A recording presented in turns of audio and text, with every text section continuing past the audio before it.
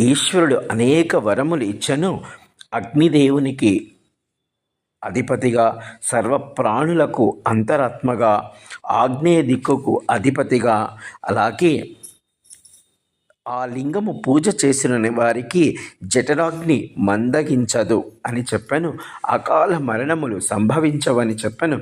కాశీ యందు గల ఈ అగ్నేశ్వర లింగాన్ని పూజించిన వారు మరణించిన తర్వాత అగ్నిలోకమున గౌరవముగా నివసిస్తారని, తర్వాత కాశీ యందు జన్మను పొంది కల్పాంతరమున మోక్షమును పొందగలరని ఈ యొక్క ఈశ్వరుడు ఈ గృహపతి ప్రతిష్ఠించిన లింగమునకు అనేక వరములు ఇచ్చను. ప్రస్తుతం మనకి కాశీలో సంకట ఘాట్ వద్ద ఈ యొక్క అగ్నీశ్వర్ మహాదేవ్, వైశ్వానేశ్వర్ మహాదేవ్, అలాగే దశ